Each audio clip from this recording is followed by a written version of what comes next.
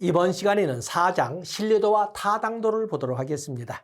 갑자기 신뢰도와 타당도는 무슨 하늘에서 떨어지듯이 이렇게 그 제목이 잡혔습니다만 사실은 이 본래 목차는 신뢰도와 타당도로 시작되는 것이 아니라 워낙 목차 구성이 이쁘질 못해서 그냥 바로 본론으로 들어온 겁니다. 자, 한번 우리가 선행학습을 좀 해보고 그리고 신뢰도와 타당도로 들어가겠습니다. 자, 우리가 검사의 양호도 또는 우리가 검사라고 했지만 우리가 테스트를 조사라고도 하고 검사라고도 하니까 좋습니다. 이건 좋은 검사,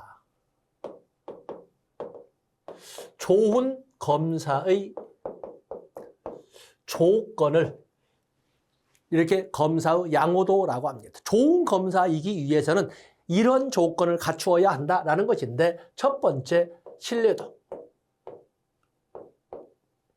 두 번째 타당도, 교재 목차가 신뢰도와 타당도 나오지 않습니까? 세 번째 객관도, 네 번째 실용도. 이렇게 네 개의 기준이 가져졌을 때 좋은 검사, 좋은 조사, 좋은 측정, 좋은 평가라고 하는 것입니다. 그래서 좋은 평가를 하기 위한, 좋은 측정을 하기 위한 조건은 이 네 가지가 있다. 신뢰도라고 하는 것은 알아보고자 하는 것을 또는 검사하고자 하는 것을 얼마나 정확하게, 얼마나 정확하게 알아봤느냐, 얼마나 오차가 없이 적게 알아봤느냐를 신뢰도라고 합니다. 그에 비해, 그렇기 때문에 신뢰도는 뒤에 이제 교재로 보겠습니다만 검사의 정확성, 검사의 일관성, 검사의 안정성 등으로 이렇게 표현하고 있는 것입니다. 그에 비해서 타당도라고 하는 것은 알아보고자 하는 것을,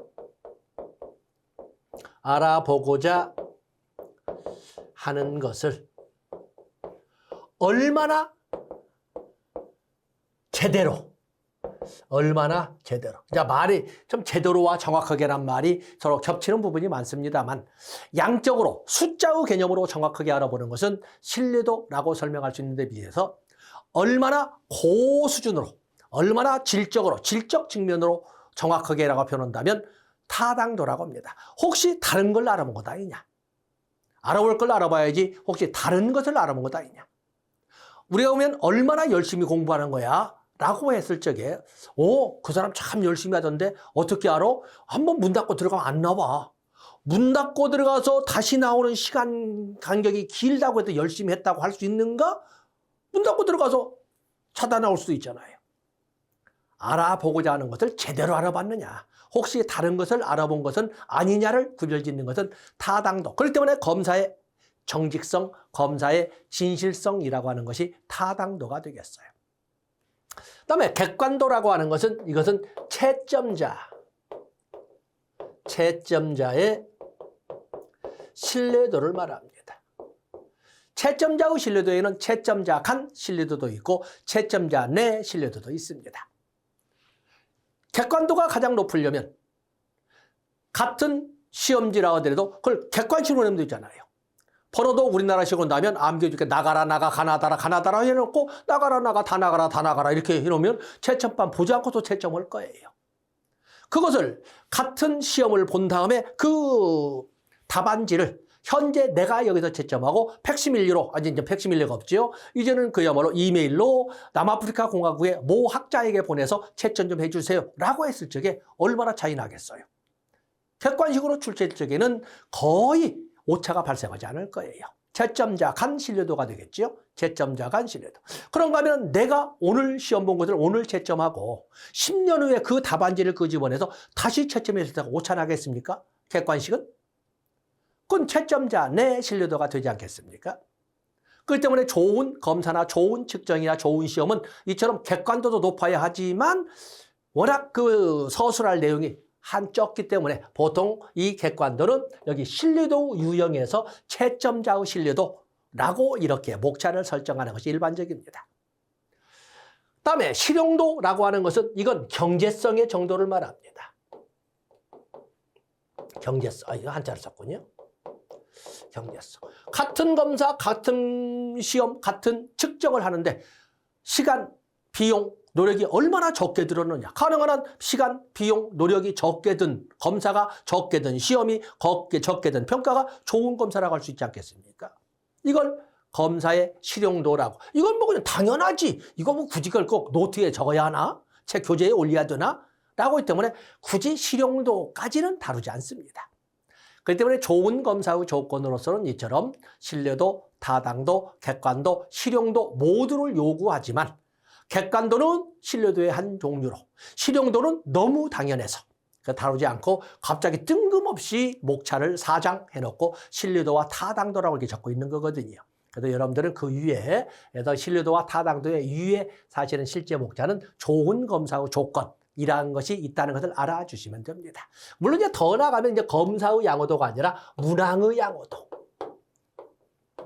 더 나게 이제 심화시키면 문항의 양호도가 이게 축제가 되는데, 문항의 양호도는 문항 하나하나가 얼마나 좋은가 나쁜가를 따지는 거거든요. 그래서 문항 양호도에 보면은 문항 변별도도 있고 문항 반응 분포도 있고 다 있거든요. 그렇기 때문에 이렇게 나가지만 현재 우리가 사회복지 조사론에서 다루는 것은 검사의 양호도, 그중에서 신뢰도와 타당도에 초점을 두고 진행을 하고 있는 것입니다. 자, 우리가 교재로 넘어가 보겠습니다. 자, 먼저 신뢰도. 신뢰도는 조금 전에 설명드린 것처럼 알아보고자 하는 것을 얼마나 정확하게 알아봤느냐, 얼마나 오차가 적으냐를 알아보는 것으로서 검사의 정확성, 검사의 안정성, 또 그런가 하면 검사의 일관성 등등을 이렇게 가지고 표현을 대신하고 있습니다. 자, 여기 신뢰도 보면은 측정 대사를 굳이 이제 위에는 읽어보시되 검사의 안정성이나 일관성이나 예측 가능성, 정확성, 즉 얼마나 오차가 적은가. 뒤에 나오겠습니다만 검사, 재검사 신뢰도와 같은 경우에는 같은 검사 도구를 가지고 같은 대상에게 한 번 검사 채점하고 점수 내고, 그리고 그 도구, 시험지로 그 대상에 다시 한 번 시험 본 다음에 채점해서 점수 내고, 그리고 두 점수 사이를 비교할 때는 검사, 재검사 신뢰도라고 하는 것처럼 가능한 한 좋은 검사는 앞에 했던 점수와 뒤에 채점에서 나온 점수가 거의 차이가 없어야 되지 않겠습니까? 바로 이제 그걸 말하고 있습니다. 그래서 여기 보면 검사, 재검사 신뢰도, 유사양식법, 반분법. 유사양식법은 평행양식법. 평행양식법 또는 동형검사 신뢰도, 동형검사 신뢰도라고 이렇게 부르는데 그냥 여기는 썼으니까 그냥 검사, 재검사 신뢰도, 유사양식법 또는 복수양식법, 평행양식법, 또 그러면 동형검사 신뢰도라고 하고, 또 반분 신뢰도, 그 외에도 내적 일관성 신뢰도도 있습니다. 자, 그래서 크게 먼저 이렇게 나눠봤습니다. 거기 보면은 심리학이나 교육학 같은 경우는 신뢰도 향상 방법 이렇게 나와 있습니다만 가볍게 설명 없이 가능한 한 모호한 문항은 제거한다. 또 문항수를 늘린다. 문항수가 많으면 많을수록 신뢰도는 높습니다. 우리가 100점 만점에 100문항짜리 시험지와 100점 만점에 10문항짜리 시험지를 가지고 검사, 재검사를 실시했을 적에 100문항짜리에서는 8문제가 차이가 나도 8점이라는 오차밖에 안 납니다. 그런데 10문항 100점 만점은 한 문제만 틀려도 10점이라는 오차가 나지 않습니까? 그렇기 때문에 문항수가 많으면 많을수록 신뢰도는 높다라고 설명하고 있는 거예요. 그런가 하면 우리가 객관식과 주관식, 그러면 주관식은 빈 공간이라고는 하나의 답지밖에 없는데 객관식은 사지선다형, 오지선다형 이렇게 많지 않습니까? 어느 것이 신뢰도가 높겠어요? 당연히 답지수가 많은 것이 신뢰도가 높은 거예요. 주관식보다는 객관식이 신뢰도가 높으니까. 그렇기 때문에 사실 문항수가 많으면 많을수록 신뢰도가 높다도 있지만 답지수가 많으면 많을수록 신뢰도도 높다도 같이 설명할 수 있습니다. 같이 여러분들 적어주시면 됩니다. 또 그러면 측정의 일관성이 보장되다. 당연한 말씀이지요. 그리고 응답자가 잘 모르거나 전혀 관심 있는 분은 측정하지 않는 것이 좋다. 그리고 동일한 질문 또는 유사한 질문을 2회 이상 한다. 이런 거. 2회 이상 한다. 또 사전 예비 조사를 실시한다. 또 측정 도구에 대한 사전 교육을 시킨다. 이런 등등을 통해서 그 외에도 더 많은 것이 있겠지만은 이런 것 등을 통해서 신뢰도를 높일 수 있다라고 말을 하고 있는 것입니다. 자, 신뢰도 측정 방법에는 앞에도 그림으로 봤습니다만은 여기는 검사, 재검사 신뢰도, 동형검사 신뢰도, 복수양식법, 대안양식법, 유사양식법 이런 것을 쭉 쓰고 있지 않습니까? 또 그럼 반분 신뢰도, 문항 내 합치도 등이 있습니다. 여기는 문장이 길고 있습니다만 검사, 재검사 신뢰도, 검사, 재검사 신뢰도라고 하는 것은 검사, 재검사, 테스트, 리테스트 메소드 검사, 재검사. 여기는 동일 도구로 동일 대상에게 반복 실시 후 비교해서 같은 시험지로 같은 대상자에게 반복 실시해서 채점하고 그 점수 간의 오차를 계산해서 알아보는 것은 검사, 재검사 신뢰도가 되겠어요.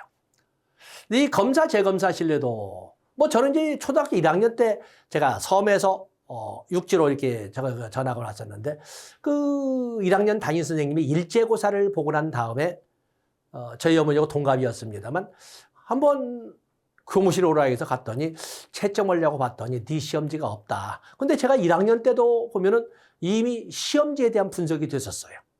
그렇기 때문에 사실은 그 시험지를 다시 그러면서 선생님이 뭐라고 하냐면 아까 시험 보고 생각나지? 그래서 그거 바로 바로 답 다 써줘. 바로 채점하게. 그래서 저는 충분히 100점을 맞아도 충분하다고 할 수 있는 이런 이미 준비가 갖추된 상태인데 이 앞에서 쓰라는 거예요. 그런데 문제는 조건이 앞에서 시험 볼 때 썼던 것처럼 쓰라는 거예요. 그래서 타협을 했죠. 제가 100점을 맞을 수도 있었으나 100점은 안 맞게. 그러나 아까보다는 한 2개는 더 맞게. 이렇게 해서 제출했던 적이 있었거든요. 그런데 월요일날 학교를 갔더니 또 교무실로 오라 해서 갔더니 병가봐. 선생님이 서랍을 정리하다 보니까 네 시험지가 안에 있더라. 그 말을 들을 때 제가 얼굴이 빨개진 기억은 나이가 40이 될 때까지도 가했던 것 같아요. 왜냐면 내가 거짓말한 것이 눈앞에서 밝혀지는 순간이었잖아요. 이런 것처럼 같은 시험지로 같은 대상에게 반복 실시해서 채점하고 그 채점 점수 사이의 차이를 비교하는 것은 검사, 재검사 신뢰도가 되겠어요. 그래서 이제 쭉 보시는데 한 가지 장점 좋습니다. 단점은 개인차, 검사 기억력, 개인차가 존재할 수 있죠. 개인차로 인한. 또 그런 거면은 개인차는 개인 간 차이도 있지만 개인 내적 능력의 차이도 있다고 그러지 않았습니까? 누구는 수리력은 뛰어난데 암기력이 부족하고 암기력이 뛰어난데 수리력이 부족하고 이렇게 각자마다의 가지고 있는 능력 사이에도 잘나지 못한 이런 능력들이 있지 않습니까? 그 때문에 특히 기억력과 같은 거에 대해서는 기억력이 높은 애들을 대상으로 하게 되면 오차가 거의 나타나지 않게 될 거예요. 그러나 이 개인 간 차이에서 안 좋은 쪽으로 하는 대상, 안 좋은 쪽에 있는 대상을 가지고 온다면 오차가 많이 나서 평가는 그 시험은 안 좋은 시험이었어라고 평가가 나올 수가 있을 거예요. 또 그러면 환경. 첫 번째 테스트 할 적에는 날씨가 참 고실고실하니 좋았는데 재검사를 실시할 적에는 날씨가 후텁지근하게 덥고 에어컨도 안 나오고 이런 상황 변수가 존재할 수도 있습니다. 그렇기 때문에 그런 경우에는 환경 간의 상황 간의 차이가 심할 적에는 오차가 많이 발생할 것이고 그러지 않을 경우에는 오차 발생률이 좀 적을 것이다라고 볼 수도 있는 거예요. 또 보통 여기 보면 보통 2주 정도 간격을 가지고 있는데 시간차. 검사와 재검사 사이의 간격이 짧으면 오차가 별로 안 나타날 것이고 검사와 재검사 사이의 시간 간격이 길면 오차가 크게 나타나고 평가는 그 시험은 안 좋은 시험이었어 라고 나올 수가 있는 거예요. 이런 변수 등의 영향력이 존재한다는 것이 바로 이제 이 검사, 재검사 신뢰도의 단점이라고 할 수가 있습니다. 그에 비해서 유사양식법 이렇게 되어 있죠. 유사양식법은 우리가 동형검사 신뢰도, 그 동형검사 신뢰도라고 합니다. 여기는 동일 도구가 아니라 동형의 도구로 동일 대상을 가지고 각각 실시 후 비교하는 방법이 동형검사 신뢰도, 복수양식법, 평행양식법, 대안법 등으로 불리고 있는 겁니다. 그 때문에 처음 출제할 적에 A형 시험지를 출제하고 B형 시험지도 출제하고 그리고 같은 대장에게 먼저 A형 시험 본 다음에 같은 대장에게 또 B형 시험을 보고 그리고 채점에서 점수 사이의 간격을 비교해보면 그게 바로 동형검사 신뢰도가 되겠어요. A형 시험지와 B형 시험지로 보기 때문에 무슨 개인차를 가지고 따질 것도 아니고 환경의 차이를 가지고 따질 것도 아니고 시간 간격을 가지고 고민할 것도 없는 여기에 있는 문제를 다 해결할 수가 있는 거예요. 그래서 소위 여러 가지 좋지만 단점이 있습니다. 유사양식법 장점은 1, 2, 3번은 여러분 보시되 이 단점은 동형의 과학화. 우리가 이 4번 보세요. 동형의 과학화가 안 된다. 첫 번째 측정도구와 두 번째 측정도구가 동일한지 사실은 동형인지를 확인하기 어렵다. A형, B형 시험지를 되게 1번 다음 설명 중 신뢰도에 대한 다음 중 신뢰도에 대한 설명으로 옳은 것은 B형 다음 설명 중 신뢰도에 대한 설명으로 옳지 않은 것은 질문을 넣을 적에 긍정문으로 출제했을 때와 부정문으로 출제했을 때 또 그런가 하면 같은 문제 1번의 A형이나 B형이나 다음 설명 중 신뢰도에 대한 설명으로 옳은 것은 긍정문으로 냈다 하더라도 답을 몇 번에 유치시켰는지 1번, 2번, 3번, 4번, 5번 몇 번에 유치시켰냐에 따라서도 영향력은 다르게 나타난다는 거예요. 어떻게 학자들도 어떻게 양 두 개의 A형과 B형의 시험이 동형이라고 확인할 수 있느냐? 과학화할 수가 없다. 검사, 재검사 신뢰도에 문제점을 제거할 수 있다는 장점은 있으나 동형의 과학화가 안 된다라는 문제점을 가진 것이 바로 유사양식법, 동형검사 신뢰도, 대안양식법, 복수양식법, 평행양식법이 되겠어요. 다음에 반분법, 반분신뢰도라고 합니다. 반분신뢰도는 단일 도구, 그냥 단일 도구죠. 글씨 걸려지면 단일 도구를 가지고 1회 측정 후 반분 채점에서 비교하는 방법을 반분 신뢰도라고 합니다. 시험은 한 번 봅니다. 그러나 채점할 때에는 그 시험의 문항을 절반씩 나누어서 100점 만점을 하고 그리고 각각 채점에서 점수를 비교해서 오차를 알아보는 방법입니다. 이 반분법에는 1번부터 100점 만점에 1번부터 10번까지 10개의 문항이 나왔다면 1번부터 5번을 100점 만점으로 채점하고 6번부터 10번으로 100점 만점 채점하고 바로 이것은 앞, 뒤로 나눴다 해서 전후 반분법이라고 합니다. 그에 비해서 1, 3, 5, 7, 9, 2, 4, 6, 8, 10 홀수와 짝수로 나누어서 100점 만점으로 채점하는 방법도 있는데 홀짝법에도 기우 반분법이라고도 합니다. 그러면 이 10개의 문항을 눈 감고 눈 감으세요. 무작위로 5개씩 뽑으세요. 무작위로 5개씩 뽑아서 100점 만점으로 해서 채점하는 것은 소위 무작위법이라고 합니다. 이런 것처럼 다양한 반분법이 있지만 어쨌든 하나의 도구를 가지고 한 번만 시험 보지만 채점할 때는 반분 채점에서 점수 사이의 오차를 비교하는 방법이 오차를 알아보는 방법이 반분 신뢰도가 되겠어요. 그렇기 때문에 굳이 여기서는 어떤 장점이 있어요? 동형이라는 문제를 가지고 골머리 앓을 필요가 없다는 거예요. 오해받을 일도 없으니까. 그렇죠? 그래서 여기 보면은 서로 측정 시간을 달리함으로써 개입될 수 있는 위생 변수의 영향을 통제할 수 있다.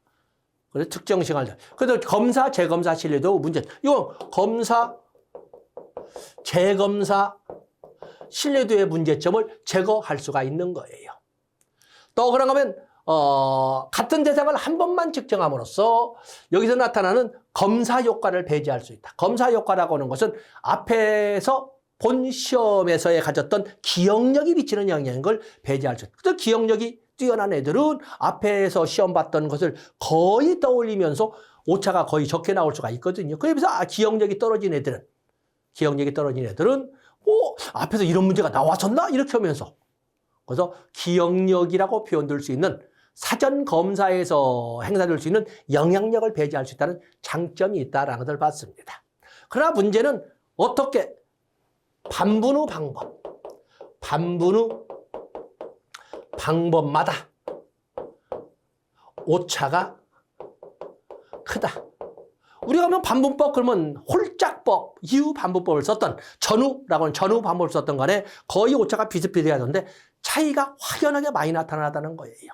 그래서 어느 반분법을 믿을 수 있다고 해야 되느냐라는 것을 확인할 수 없다는 거예요. 그래도 가장 많이 쓰는 것은 바로 이렇게 반분법, 반분 신뢰도를 많이 쓴다라고 설명을 합니다. 그래서 여기 또 그런가 하면은 앞에서는 크게 된 내적 일관성 분석이 있습니다. 이 내적 일관성 분석 문제가 쭉 있지만 이것은 너무 작게 적었습니다. 하나하나의 문항을 독립된 도구로 채점해서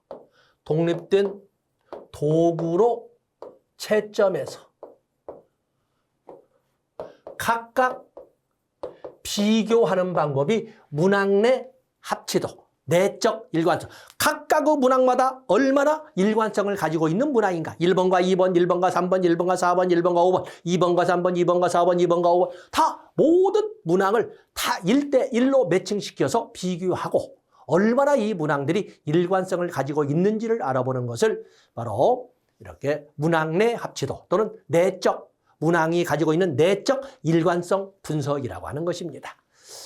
우리가 보면 이 신뢰도라고 하는 것은 상관 개수를 사용하게 되는데 상관 개수를 사용할 때 검사, 재검사 신뢰도는 안정성 개수라고 하고 대안법 또는 평행양식법 또는 동형검사 신뢰도라고 하는 것은 동형성 신뢰도, 동형성 개수라고 합니다.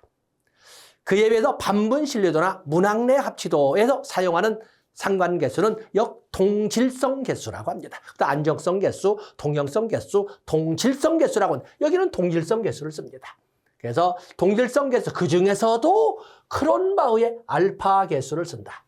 크론바흐의 알파 개수를 쓴다. 더 자세한 것도 있지만 그런 정도 보시면 됩니다. 그래서 신뢰도를 계산할 때에는 상관 개수를 사용하는데 검사, 재검사 신뢰도 안정성 개수, 대안법, 동형성 개수, 반분법이나 문항 내 합치도는 동질성 개수. 그중에 특히 문항 내 합치도를 사용하는 것은 크론바흐의 알파 개수. 이렇게 해서 우리가 단답식으로 정리를 해 놓으시면 됩니다. 여기 알파 값은 적어도 0.6 이상이야 하며 이렇게 되어 있죠. 1에 가까울수록 좋은 측정 도구다. 그냥 살을 붙여 놓으시면 됩니다. 다음에는 타당도를 보겠습니다. 아까 우리가 타당도를 뭐라고 그래서 타당도. 알아볼 것을 제대로 알아봤느냐. 혹시 다른 걸 알아보고 착각하는 것 아니냐를 알아보는 것이 타당도라고 합니다. 그래서 타당도라고 하는 것은 측정하고자 하는 것을 얼마나 실제에 가깝게 측정하고 있는가라고 해서 여기는 검사의 정직성, 또 검사의 진실성이라고 부르는 것이 타당도가 되겠습니다. 타당도. 그래서 이 타당도 이렇게 보면은 타당도. 어떻게 보면 알아보고자 하는 것은 달성하고자 하는 것이기 때문에 한목적성이라고 쓰는 과목들도 있습니다. 한목적성. 그래서 이 타당도를 여러분들이 이렇게 보시게 되면 타당도를 알아보게 돼서 가통 지금은 그런 검사를 하지 않습니다만 저희가 학교를 다니는 나 세대 때처럼 말합니다. 옛날에 어린 시절에 학교를 다니면 그 당시에는 모든 국민들에게 수도라는 것이 존재하지 않았어요. 저도 이 물지개를 지고 물을 길로 다녔던 그것도 그 바위쯤에서 절절절 흐르는 것들 물통을 쭉 놓고 마치 아프리카 다큐멘터리에 보면은 이렇게 그 긴 먼 길을 물을 들어 다니지 않습니까? 가지 않습니까? 때문에 옛날에 아들 중심의 시대에는 특히 누나들이 저는 이제 여동생들이었습니다만 누나들이 그 물을 길로 다니면서 아들내미는 안 시켜. 아들내미들 그 옆에서 지키기만 하지 다 물 길로 가는 거 다 그 여자들이 이렇게 했었는데 옛날에 위생검사를 하면 얼마나 위생 상태가 좋으냐를 보기 위해서 뭔 검사를 했겠어요? 당연히 위생은 씻는 것부터 시작되기 때문에 씻는다는 것은 이건 말이 안 되는 거예요. 저도 어린 시절에 이렇게 서울역으로 이렇게 기차를 타고 쭉 들으면 서울역에 가파른 이런 경사벽이 있지 않습니까? 그러면 거기 축대가 붕괴된 걸 막기 위해서 물길이 나오드는 호스를 다 이렇게 꽂아놓고 있는데 옛날에는 쌀을 봉투쌀로 팔았어요. 봉투쌀로, 편지 봉투. 근데 그러면 거기에 다 타닥타닥 붙어서 그 떨어지는 물로 쌀을 씻는 그런 것이 고작, 물론 제 나이로 본다면 그렇지만 어떤 그런 시절이 얼마 되지 않은 우리나라의 실상이었어요. 그랬더니 위생검사를 하고 오라고 했더니 갔다 온 사람이 아이고 애들 위생검사 좋아요. 머리도 단정하고요. 옷도 깨끗하게 입었어요. 라고 발표를 했다면 그 사람이 한 위생검사는 타당도 위배예요. 그 사람이 와서 학생들이 머리도 단정히 했고 또 옷도 깨끗이 입었다라고 해서 엄마의 패션 의식을 보고 온 것이지 애들이 얼마나 물에 가깝게 손을 씻고 했는지는 보고 온 것이 아니에요. 알아볼 것을 제대로 알아봤느냐를 따지는 것이 타당도, 검사의 정직성, 검사의 진실성이라고 하는 것입니다. 여기 보면 신뢰도와 타당도 관계를 먼저 이렇게 설정을 했습니다. 자, 신뢰도, 어딘요? 별표를 해야 돼요. 별표를 해야 됩니다. 신뢰도는 타당도의 필요 조건은 되지만 충분 조건은 아니다. 그러므로 신뢰도가 낮으면 타당도는 반드시 낮습니다. 신뢰도가 낮으면 타당시는 반드시 낮다. 왜냐하면 신뢰도는 타당도의 필요 조건이기 때문에 타당도가 높으려면 당연히 신뢰도가 있어야 됩니다. 기본적으로 신뢰도가 있어야 되는데 신뢰도가 낮다는 것은 타당도가 높아질 수가 없다는 것을 말하고 있는 거예요. 그러나 신뢰도가 높다고 타당도가 높은 건 아니다. 왜냐하면 신뢰도는 타당도의 충분 조건은 아니니까. 신뢰도 말고도 다른 것도 있어야 타당도가 높아지는 것이지 충분 조건은 아니기 때문에. 그렇기 때문에 신뢰도 말고도 다른 것도 있어야 타당도가 높아지는 것이지 신뢰도만 높다고 타당도가 당연히 높아지는 것은 아니다. 라고 설명을 했어요. 그래서 첫 번째 문장을 가지고 두 번째, 세 번째 하나 명제입니다. 명제라는 건 제가 뭐라고 그랬어요? 어느 누구도 이의를 제기할 수 없는 딱 떨어지는 진술을 명제라고 그런 거예요. 명제. 그래서 이렇게 설명을 합니다. 또 하나 중요한 것은 타당도가 낮다고 이게 신뢰도가 높은 건 아니죠. 분명한 것은 타당도가 높으면 신뢰도는 가장 높다. 우리말로 온다면 알아볼 것을 제대로 알아본다면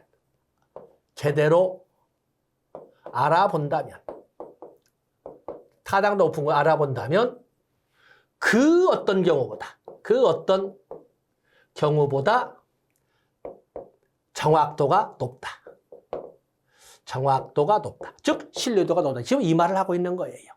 다른 것을 알아봤을 때보다 알아볼 것을 제대로 알아봤을 때 그 어떤 경우보다 정확성은 높다라고 평가가 된다라는 것을 타당도가 높으면 신뢰도는 반드시 높습니다. 자, 이렇게 이 네 가지의 문장을 가지고 접근해 주시면 됩니다. 그다음에 타당도의 방법에는 그게 타당도, 알아볼 것을 얼마나 제대로 알아봤느냐 하는 거 아니겠습니까? 타당도의 방법에는 소위 내용 타당도, 준거 타당도, 구성 타당도가 있는데 학자들마다 표현을 좀 약간 다르기 때문에 저는 그냥 이렇게 표면 타당도라고 했습니다. 밖으로 드러난 알아볼 내용을 얼마나 제대로 알아봤느냐는 내용 타당도죠. 알아볼 내용을 얼마나 제대로 알아봤느냐. 그리고 표면 타당도, 그리고 준거 타당도, 구성. 이 표면 타당도. 이거 바로 사실은 이 표면 타당도가 이게 바로 내용 타당도가 되겠어요. 그래서 내용 타당도. 알아볼 내용을 얼마나 제대로 알았느냐. 알아볼 내용을 알아봐야 될 출제자가 제대로 알아봤느냐. 아니면 피검사자가 제대로 알아볼 것을 알아봤는지를 알아본다. 이렇게 하는데 여기 내용 타당도, 내용 타당도는 다른 말로 논리적 타당도라고 합니다. 이것은 검사자가 검사할 것을 제대로 검사했느냐라는 것은 논리적 타당도, 내용 타당도라고 하는 것이고 안면 타당도라고 하는 안면 타당도는 이것은 액면 타당도라고 하죠. 여기는 피험자가 또는 피검자가 검사 받을 것을 제대로 검사 받았냐를 알아보는 것은 안면 타당도라고 합니다. 우리는 대학 진학에 있어서 내신 성적이 대단히 중요하지 않습니까? 그러다 보니까 보통 1학년 때부터 많은 똑똑한 야무지다고 하는 엄마들이 중간고사 끝나거나 채점 되고 나면 옵니다. 그래서 뭐 한국사 뭐 사회 27번은 다 맞게 해주셔야 돼요. 왜 그러냐면 시험 범위가 52페이지까지 시험인데 27번 문제는 55페이지에서 나왔잖아요. 우리 애가 시험 볼 영역이 아니었잖아요. 그러니까 그것은 안면 타당도 위배이기 때문에 다 맞은 걸로 해주셔야 돼요. 라고 이렇게 요구를 하거든요. 그 때문에 알아볼 내용을 제대로 알아봤느냐를 검사자의 입장에서 알아본 것은 논리적 타당도, 그냥 좁은 의미의 내용 타당도라는 것이고, 피검자의 입장에서 검사, 받을 것을 제대로 검사받은 자를 가지고 알아보는 것은 안면 타당도, 액면 타당도라고 하는 것입니다. 그래서 이게 표면 타당도 이렇게 나와 있죠. 그래서 미리 본 겁니다. 그래서 표면 타당도는 측정 문항이 개념을 측정하는 도구라고 전문가들이 판단하는 것이라고 있지요. 내용 타당도. 그래서 전문가들이 판단하게 되는 경우, 전문가들이 판단하되 검사자가 검사할 것을 제대로 검사했느냐? 논리적 타당도.